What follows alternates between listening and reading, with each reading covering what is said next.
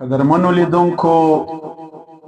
د پیاوړي لیکوال خپرونه ګورئ، شاعر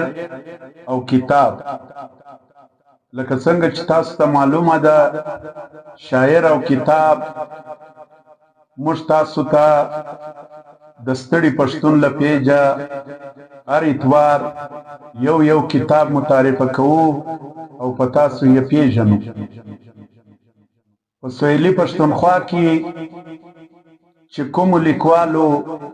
شاعرانو، نثرنګارانو، څېړونکو په تېره لسیزه کې یا په تېره پیړۍ کې چې کوم خدمتونه ادبي چوپړ ترسره کړی دی، په هغه هکله موږ و تاسو ته د بېلابېلو سیمو له ژوبه یې نیولې تر چمنه، تر کوټې، کله سیف الله،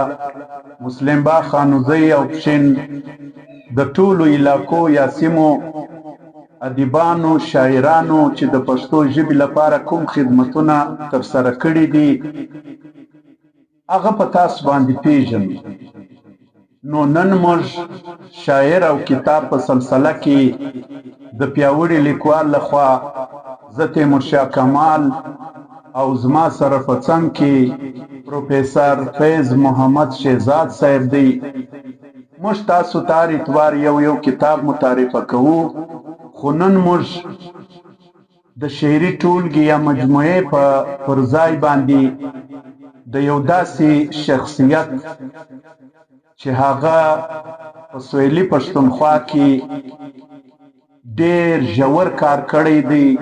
او د پښتو د ادب تاریخ یې ونوي کهول ته متعرفه کړی دی. د تیرو 12 پیړیو تاریخ چې ادبي دی، نو د په دغه کتاب کې را یو ځای کړی دی او په موږ او تاسو باندې یې پیژني. تاسو به وایاست چې دا کتاب د چا دی؟ وبلې، دا کتاب د محترم ارواښاد عزیز الله ایډوکیټ یا وکیل چې له موږ څخه دا وخت خپله لار جدا کړې ده او وفات شوی دی. د په خپل ژوند کې دا یو داسې زیار کښلی دی چې دا نه هېرېدونکی او تاریخ ته به دا ډېر ژور جواب ورکوي او په موږ باندې د 2مې هجري پیړۍ څخه نیولې تر همدا اوسه پورې چې څه تاریخ ادبي تیر شوی دی، په دې کې عزیز ماما لکه څنګه چې ما وړاندې وویل د ده نوم عزیز الله ایډوکیټ دی، خو په سیاسي ډګر کې دی ارواښاد په عزیز الله ماما باندې مشهوره و. نو د په خپل ژوند کې 2 کتابه ترتیب کړي دي چې لومړی کتاب یې په خپل ژوند کې نسو کولی چې چاپ یې کړي، خو د ده د مرګه بعد د ده خواخوږو دغه کتاب تر موږ او تاسو پورې راورسوئ، چاپ یې کړي. نو دا به د پښتو په ننني تاریخ کې یو مستنده کتاب وي. په دې کتاب کې محترم عزیز الله ماما زشته ډېر زیار کښلی دی او دغه کتاب پیاوړي لیکوال ته محترم عبید الله عبید صاحب او هدایت الله صاحب موږ ته ډالۍ کړی دی. نو نن موږ غواړو چې پر دغه کتاب باندې یو ځغلنده نظر هم واچوو او تاسې ته یې مختصره اقتباسات وړاندې کو او د دغه کتاب په ارزښت باندې تاسو خبر کو. د کتاب پیژندګلو د پښتو مترقي ادب په لویه پښتونخوا کې لیکوال عزیز الله ماما، کمپوز او ډیزاین راز محمد راز، خپرونکی هیواد کتابتون کوټه، چاپکال مئی 2012، چاپځای یونایټډ پریس کوټه او پر دې کتاب باندې محترم پروفیسر صاحبزاده حمیدالله صاحب چې د سویلي پښتونخوا لوی پوهان دی، زښته ډېر ادبي خدمتونه یې کړي دي، تر 100 زیات کتابونه او پاړکیان یې پښتو ادب ته ورکړي دي. عزیز الله ماما د پروفیسر صاحبزاده حمیدالله صاحب خوریی دی او پر دې کتاب باندې مقدمه هم ارواښاد پروفیسر صاحبزاده حمیدالله صاحب لیکلې ده او د شمالي پښتونخوا ستر پوهان سلیم راز صاحب پر دې باندې لیک کړی دی. نو دغه کتاب نن موږ تاسو ته متعرفه کوو، په تاسو یې پیژنو. په دې کتاب کې عزیز ماما د پښتو ادب 4 دورې چې مرکز یې لوی افغانستان دی، کابل دی. لومړی دوره دی پیلوي د 2 هجري پیړۍ څخه چې په دغه پیړۍ کې لومړی شاعر چې مستند اشعار یې موږ ته پاته دي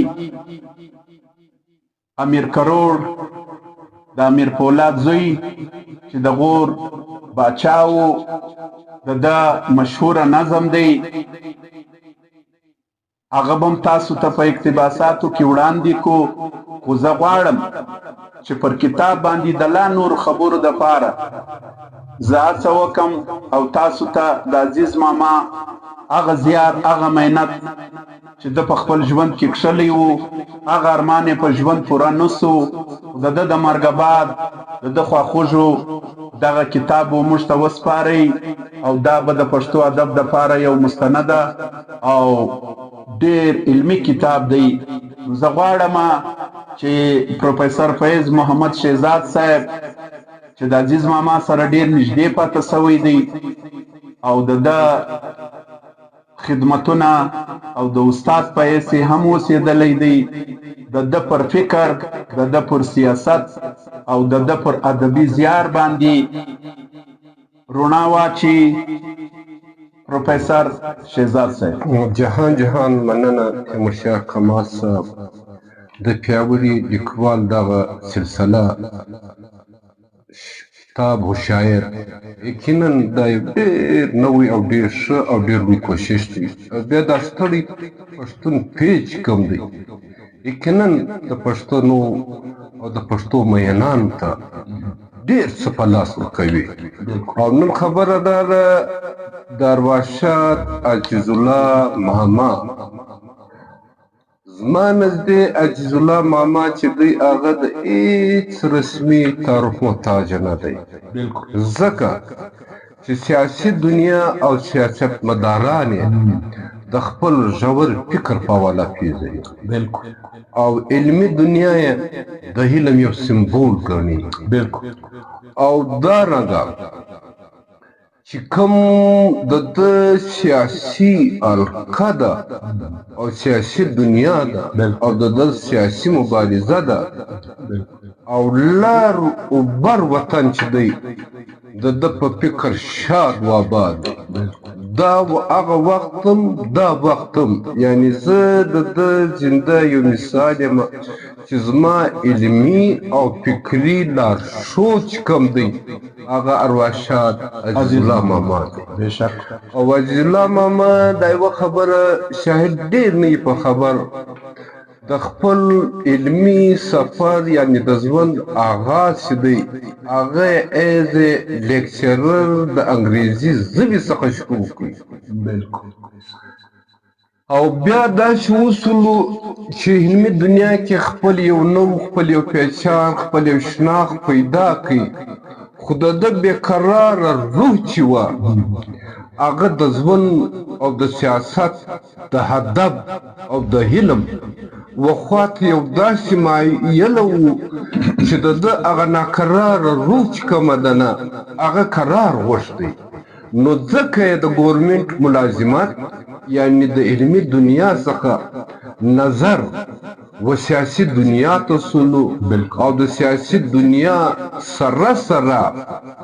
ما په خیال زموږ دغه پروګرام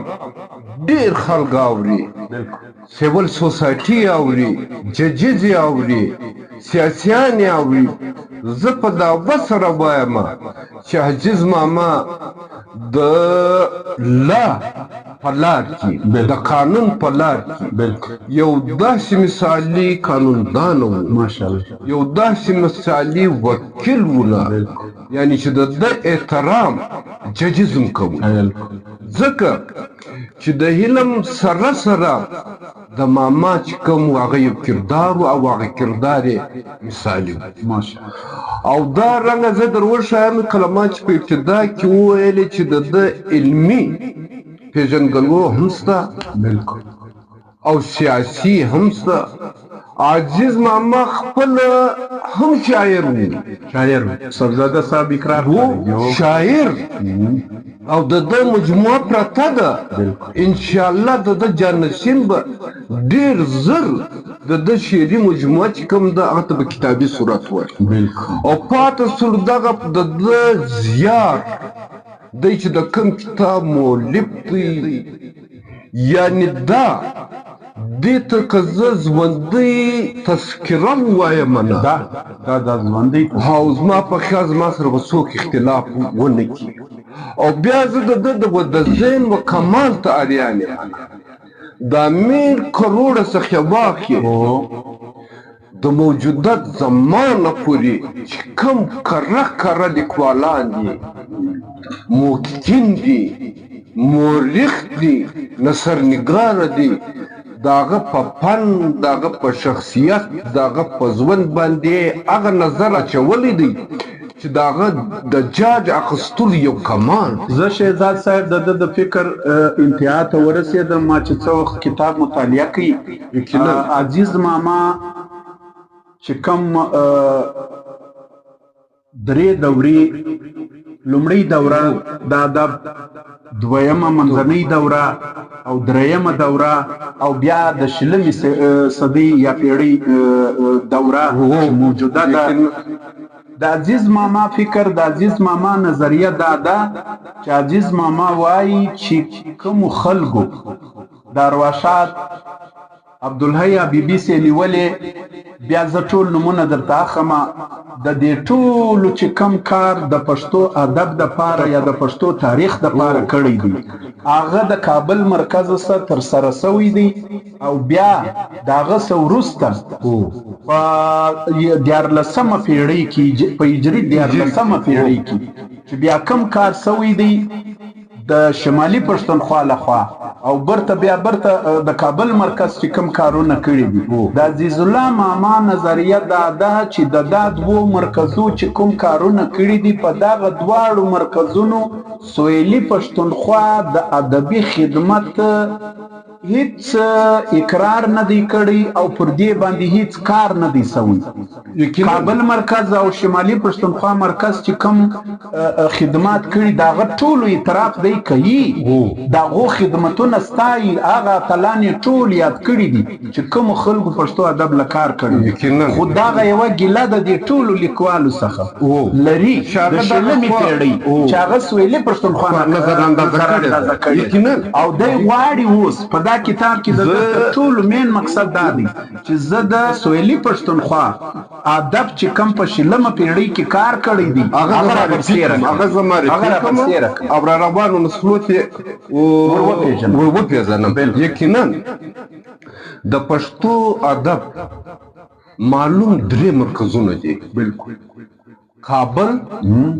پېښور کوټه دا خبره موږ بیخي په دعوه سره کولی شو چې د کوټې ادبي مرکز چې کوم دی هغه که د چا مخ ته نه دی خو در چا شاته هم نه دی داسې خلکه دغه سپناوی کوي په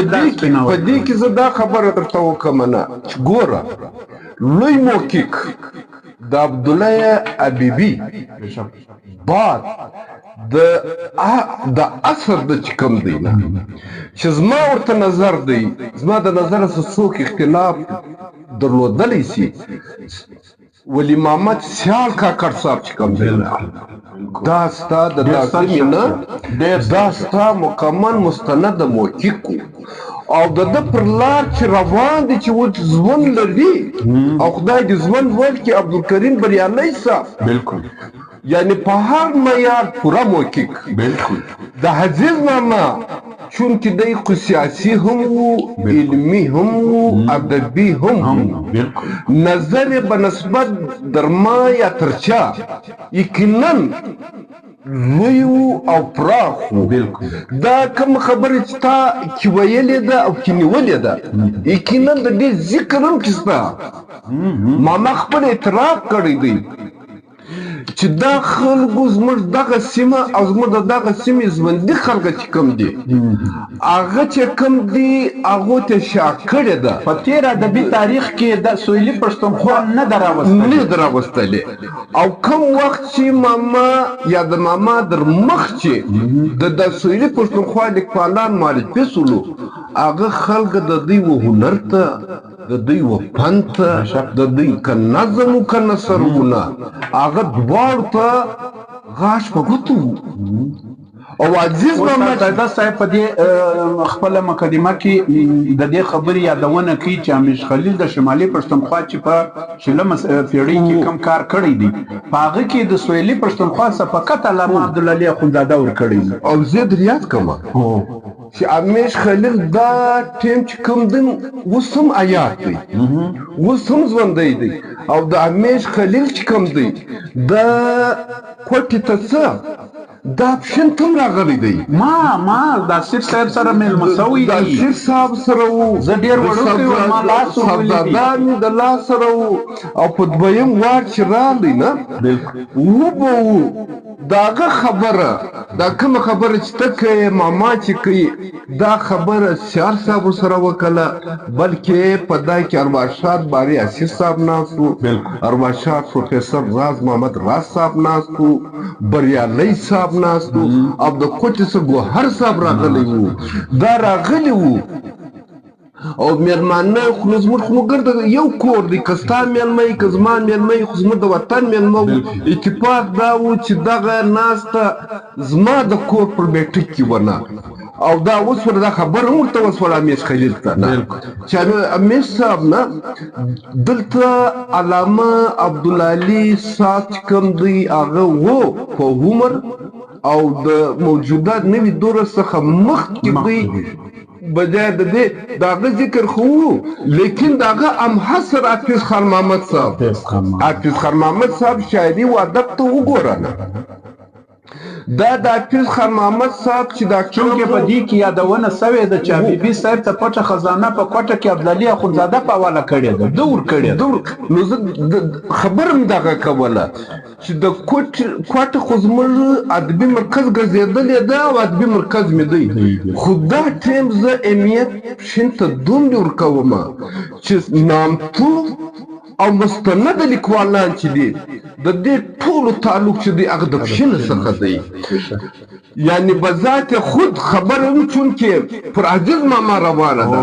و د عزیز ماما چې کوم دی زما د سیمې دی زما د ښار دی زما د علاقې دی زما د خاورې دی نه دغه تذکره چې کومه ده دغه زیار چې کوم دی نه دا د نن حواله هم د معتبره د سبا هم معتبره حواله ده او د په دونګي وسیع النظري په روشن فکري او په علمي حواله چې دا کوم انتخاب کړی دی نه یعنی په دې کې د تا په کاغذ هم لیکلی دي او په دې په انډیکس په پیرس کې هم شته چې زموږ د پښتو پنځه ادبي ستوري چې کوم ورته وایي د دا پنځه ادبي ستورو تذکره یې په دغه کې کړې ده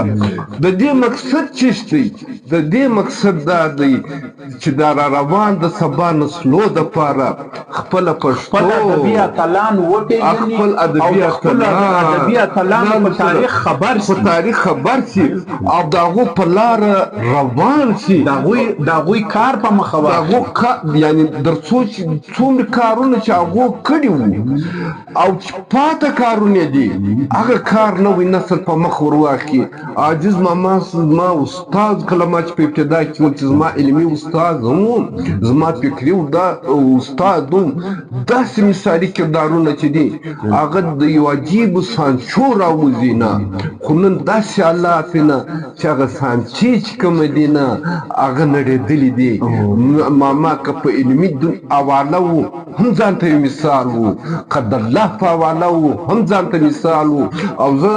کمال صاحب تاته خبره وکړم د ده ادب دوستي چې چیرې به یو ادبي پروګرام د نه پرېښوي دا ماما ورته سره چې په جیبو په لاس کې به څه ورسره وي نه دا یې ټولو به ادبي دنیا تورګولې او د مرګه پورې چې زه ورتللم نه د ده لایبرري د کتابو ته چې کومه وه هغه مثالي لایبرري وه، یعنې په پښتو مین، پر ادب مین، پر خاوره مین. دا سړي د قام په خاطر د هجران ورځې هم تېرې کړي دي، دا د جیل ورځې هم تېرې کړي دي، دا پابند سلاسل پاته سوی دی، دا هجرت کړی دی د دغه قام ته د شعور دپاره. او بیا د هغه سره د سیاست د الله سره کلم چې کوم دی هغه یې ادبي دنیا ته مو کړی دی. یعنې چې څومره پر وګایې کمال صاحب هغه کم دی. ته په دا کتاب کتلی سې ته اقتباسات هم راباسلی سې. زه ورته وړاندې کومه عزیز ماما په خپل کتاب کې داسې وایي چې د پښتو څلور دورې یعنې زموږ د نننۍ دورې سسیوا دغه سسیوا دا خو نو روانه ده. ځینې څېړونکي دا خبره د اسلام څخه 3 پېړۍ مخکې راپیلوي چې پښتو ادب 3 پېړۍ وړاندې د اسلام چې څه وخت اسلام ظهور کوي 3 پېړۍ وړاندې پښتو ادب وو، خو مستنده ثبوتونه یې نسته. او په 2مه پېړۍ کې په 2مه هجري پېړۍ کې د امیر کروړ څخه دا سلسله را شروع سوله چې د امیر پولاد زوی دی د بنسټ کښېښوی په ما ثبوت چې د کوم نظم لیکلی و د هغه ثبوتونه یې وړاندې کړل او پر دې باندې برته چې کوم لیکوالو دا کار مخته بیولی دی په هغوی کې د یاد کړي دي چې ارواښاد عبدالحی حبیبي صاحب، ارواښاد صدیق الله رښتین صاحب، قیام الدین خادم صاحب، ارواښاد عبدالرؤف بینوا صاحب، ارواښاد ستر محقق پروفیسر صدیق روحي صاحب، علامه عبدالشکور رشاد صاحب، استاد حبیب الله تږي، ارواښاد دوست محمد شینواری، ستر محقق محترم زلمی وادمل او استاد حبیب الله رفیع او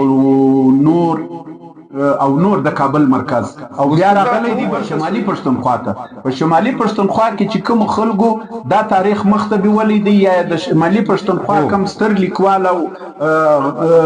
پښتو ادب تاریخ مخته بیولی دی په هغوی کې دی یادوي چې د شمالي پښتونخوا د مرکز څخه ارواښاد دوست محمد خان کامل،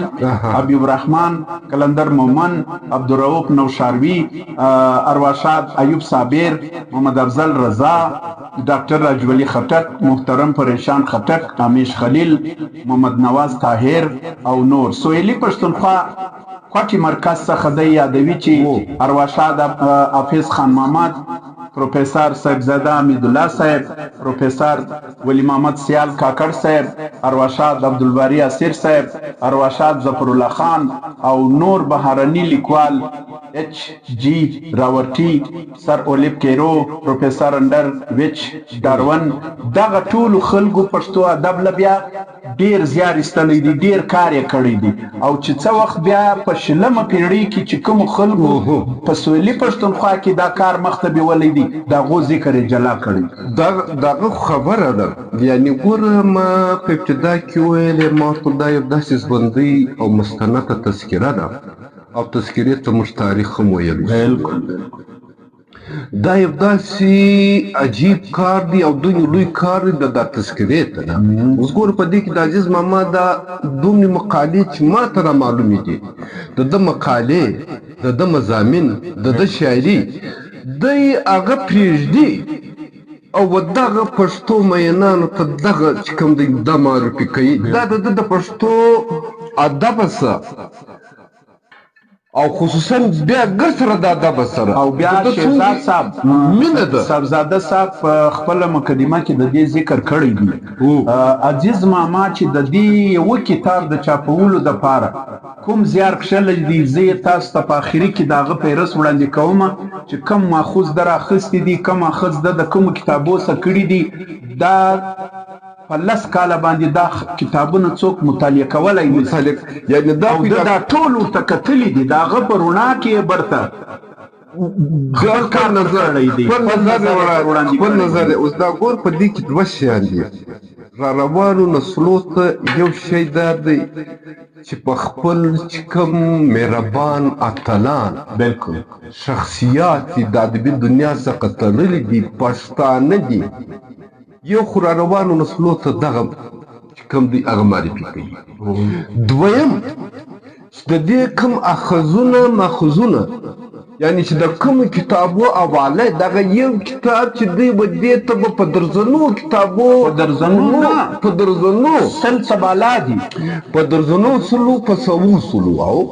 دا کتابونه مطالعه کړي دي دغه نچوړ راایستلي دي او برته څه کړي دي چې د کم کتاب یې ویلی دی دغه هغه کتاب حواله یې کړې ده دا څومره ګران کار دی دا څومره وخت غواړي اوس زه درته وایم چې د ده سره دا وخت څنګه سیاسي دنیا جلا علمي دنیا جلا ادبي دنیا جلا او د رګودلو چې و چې دته د الله چې کومه د شوبه وکالت هغه ته دغه په رونا کې دوی به دې ته کار وکړي نو مطلب یې چیشتی مطلب یې دا دی چې د پښتانه پښتو ژبې سره مینه ده د پښتون قام سره مینه ده د پښتو ادب سره خپل پښتو ادب چې دی دا کنن دلته د تیمورشاه کمال په سټوډیو کې دی یا د شهزاد په لاس کې دی یا د ستړي پښتون په پیج کې دی او په پښتو دی زه په دعوه سره وایم چې دا به په ډیرو ژبو کې چې کوم دی نه دا به ژباړېږي په دې چې دا یو مستند تحقیق دی او داسې تحقیق دی داسې تذکره ده چې او کره تحقیق دی دا د یو داسې سند لري چې د داسې تذکرې ضرورت پرون هم و نن هم شته سبا هم شته خو زموږ نوی نسل چې کوم دی هغه لکه په ځان باید داسې په د خپل قام په خپله خاوره په خپل تاریخ په خپله ژبه او په خپل اتلانو باید چې خپل ځان خبر کړي او په دې کې پټې دومرې خبرې شته چې یوه یوه خبرې راغواړي هغه درسته درست کتاب دی نو زما خواست و دا نوي نسل ته دی زما خواست و دغه ځوان نسل دی او خصوصا دا اوس چې دا کوم نومونه تا واخیستلو یاره زما څخه څوک خوا نه کړي بده زه به دا ووایم چې زما ډېر شاعران دغه نومونه دا شعران نه پېژني بالکل یعنی داغه په فن او په هنر خو پرېږده د نامه سره ناشنا دي چې یو ادیب یو شاعر هم د خپلې ژبې د تاریخ څخه د خپل قام د تاریخ څخه او د خپل د ادب د تاریخ څخه اوس د ادبي تاریخ هم دی دا کره جاج هم دی او معلومات هم دی او موقع هم دی تاریخ هم دی نو دا لوی زیار دی منځنۍ دوره کې عزیز ماما یادوي چې روښاني سبق او ادبي تحریکونه اخوند درویزه او داغه سبق لوی خوشحال بابا او داغه سبق او رحمان بابا او داغه سبق او د میرویس خان او احمد شاه بابا تحریکونه د امید بابا کاظم خان شیدا د پښتو هندي رومانټیک سبق او خوځښت او د پښتو ادب نننۍ معاصره دوره 14مه هجري 19مه میلادي پیړۍ او لومړی مرکز کابل پورې اړه لرونکي د ویشتیا او خبرتیا پړاو عبدالحی حبیبی صاحب او ګلباچا الفت صاحب عبدالرؤف بینوا صاحب علامه قیام الدین خادم صاحب صدیق الله رشتین صاحب نور محمد ترکی سلیمان لایق، عبدالباری جهانی صاحب او سید الدین شپون،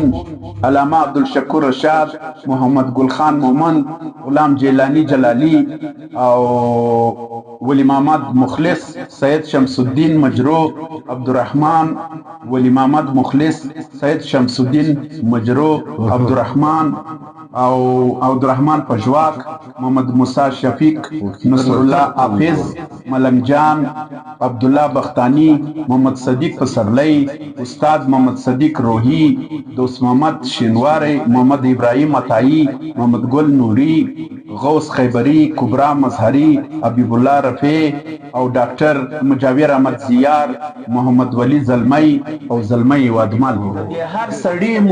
مفصله د ژوند حال،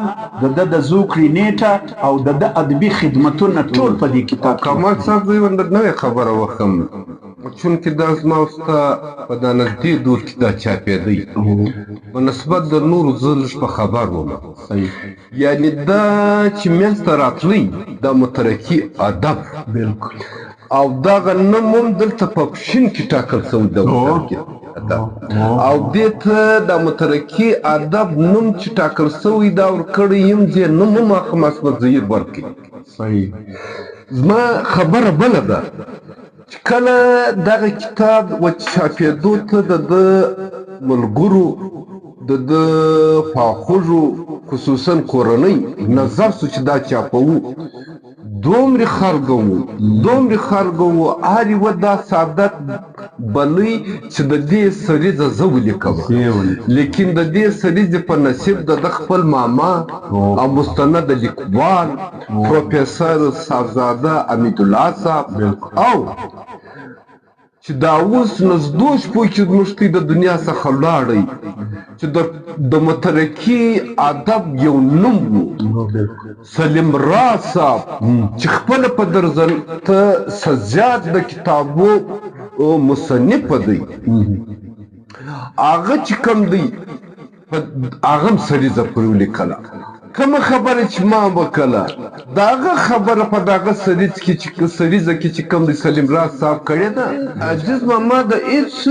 رسمي تعارف محتاجه نه دی. نو دلته زه د هغه خبرې ته اوږدوالی په دې ورکوم چې د ماما یو دوی اړخونه دي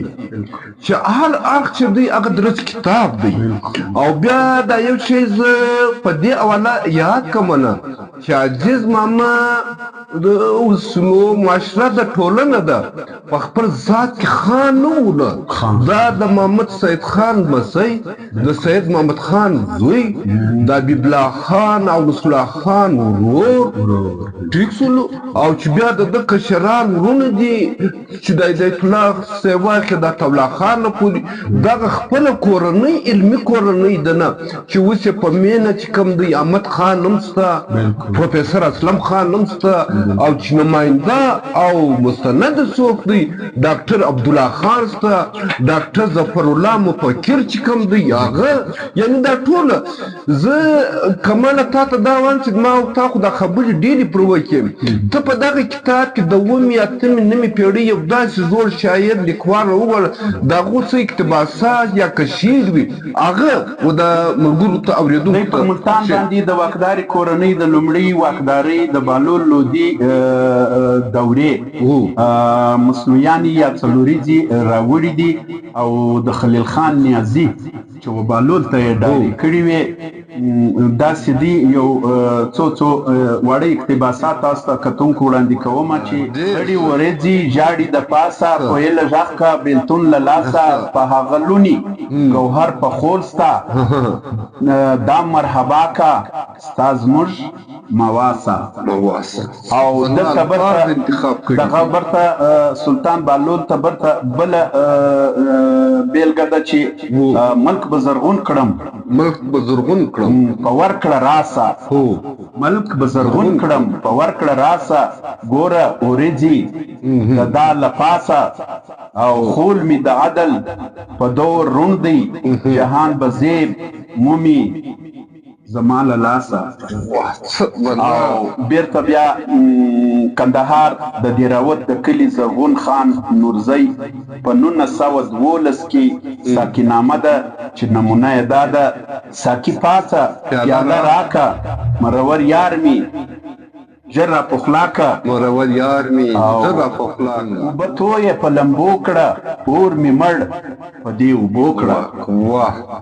او انتخاب یې کړ. د لومړي دور په شاعرانو کې ماما د ښځو شاعرانو ذکر هم کړی دی. د پټې خزانې په حواله راوړی دی او لکه وایي چې پنجپایي اوسېدونکی د ملا محمدین لور زرغونه کاکاړه چې د سعدالله خان نورزي کور ودانه وه او شیخ سیدي شیرازي رحمت الله علیه بورستان یې ژباړلی دی او په پښتو یې نمونه داسې ده. اورېدلې مې قصه ده چې له شاتو هم خوږه ده. چې له شاتو هم خوږه ده. اورېدلې مې قصه ده چې له شاتو هم خوږه ده. د اختر په ورځ سهار بایزید چې وو رویدار د اختر په ورځ سهار بایزید چې و رویدار له حمامه راوتلی په کوڅه کې تېرېدلی او ایرې خاورې چا له بامه راچپه کړې پرې ناپامه. اوس ګوره د عزیز ماما د انتخاب ته وګوره او د هغه خلکو د هغه ادیبانو هغه اقتباسات او اشعار یې څومره منتخبه کړي دي. موږ به دا ووایو چې دا طراز کارونه چې کم دي نه هغه کول پکار دي. ماما صرف دا کار ونه کوي بلکې په دا کار موږ ته یو میسج هم پرېښوي چې دغه طراز کارونه پر مخه بوځي. بل ځای دی وایي د سویلي پښتونخوا د لرغوني او ویاړلې سیمې ښاغلي دوست محمد کاکړ خپل کتاب غورغشت نامه په 1931 کې لیکلی و چې د هغه څه د غورغشت د نامتو زوی کاکړ نیکه د حال یو څو بیتونه داسې بیانوي او دوست محمد کاکړ د ژوب د سیمې اوسېدونکی و. له نیکهګانو روایت دی اسیتو کا حکایت دی نور محمد کاکړ راوي دی چې یې فیض تل جاري دی او د نیکونو د خولې وایي چې منشت یې راته ښایي چې کاکړ نیکه زاهد و لوی څښتن لتل عابد و. ډېره مننه کمال صاحب. یقینا په پښتو مترقي ادب چې مصنف ارواښاد عزیز الله خان ماما دی نه نو پر دې چې هر څومره وګایږو وختونه غواړي. زموږ مقصد صرف دا دی چې دا کتاب او د ماما زیار باید کار ځنې واخیستل دو خو ډېر محنت کړی دی او د خلکو او چې د محنت د کم چا دپاره کړی دی هغه نوی نسل په کار ده چې د ماما د کتاب کار کما خو په خپل آر په خبر شهزاد په خبر ستړی پښتون په خبر ډېر نږدې ډېر په خبر. مقصد د خبرې دا دی چې د ماما حق نه موږ ادا کولی سو او نه د ماما حق په دا یوه پروګرام ادا کېږي. ماما چې کوم زیار ستړی دی د کام دپاره د ژبې دپاره د خاورې دپاره هغه موږ ویاړ نه هېرېدونکی موږ ویاړ په کوو موږ افتخار په کوو نه. نو د ماما رنګ انسانان دي و دغه خاورې ته خدای ډېر کړي الله دې پیدا کړي د عزیز ماما سره دې الله ښه وکړي نه. او زه په اخر کې یوار بیا د پیاوړي لیکوال صدر تیمورشاه کمال او د ټولې کابینې ته نه داسې آفرین وایم چې دا مې یو ډېره ښه سلسله روانه کړې ده. او بیا خو دویم ستړي پښتون پیج ته چې خپل وخت یې ورکړی دی خپل زیار ورته باسي او خپل زاړه او ننني چې کوم دی هغه در کومو رسوي. نو دا طراز کارونه چې دي دا د تاریخ حصه ده نه. زه کمال ته وایم چې زما د خبرې بعد ته د دوی شکریه م ادا که او چې دغه کومه ویډیو جوړیږي نه دا ورسره شیرن. بلکل قدرمنو کتونکو تاسو ته به موږ وخت په وخت هر اتوار پیاوړي لیکوال یو شاعر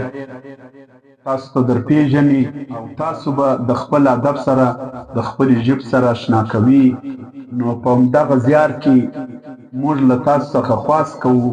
چې پیاوړي لیکوال چې کم چوپړ وایي پښتو ژبې ته په دې چوپړ کې تاسو هم برخه راسره واخلئ او کومه ویډیو چې مخته درځي هغه وړاندې شیروئ چې د پښتو ځوانان پښتو ته مخه کړي، پښتو ووایي، پښتو ولولي او پښتو مطالعه کړي او د کتاب سره مینه پیدا کړي. زموږ د دې خپرونې تر ټولو لوی مقصد دغه دی چې د نوي کهول د خپلې ژبې د لیکوالو د خپل تاریخ سره مینه پیدا سي او د کتاب سره یې مینه پیدا سي. نو موږ تاسو ته خواست کوو چې زموږ سره په دې چوپړ کې مخته خدمتونه وکړئ، دغه ویډیو شیروئ چې موږ یې تاسو ته کوم خپرونه وړاندې کوو. زه یو ځل بیا له تاسو څخه په ډېر عزت او په ډېر قدر بخښنه غواړم چې موږ ستاسو قیمتي وخت ونیوئ، خو تاسو ته مې د عزیز ماما په هکله او د پښتو ادب په هکله د ده د کتاب معلومات درکړو، خو دا معلومات زموږ کافي نه دي. د عزیز ماما کتاب ډېر قیمتي کتاب دی او په دې کې د 1200 کالو تاریخ دی. تاسو که خپل ادبي اتلان پیژنئ نو دا کتاب ترلاسه کړئ، لکه څنګه چې ما وړاندې وویل چې دا کتاب تاسو ته د کوټي پار بوک سټال کې ملاوېدلی سي. نو پکار ده چې دا کتاب لاسته راوړئ او دا مطالعه کوئ او په خپلو بچانو ته یې هم ور وښیاست چې دا کتاب ووایي. نو زه یو ځل بیا ستاسو څخه قیمتي وخت مو ستاسو ډېر واخیستی. تیمورشاه کمال او فیض شهزاد صاحب، طاهر لیوال صاحب، ټول ټیم د تاسو څخه اجازت غواړو تر بله کتاب مو پر لاس سپارم. خدای مو مل شه، د موږ سره په دې خدمت کې خپله ملتیا وکړئ او ویډیو مخته شیروئ ملګرو.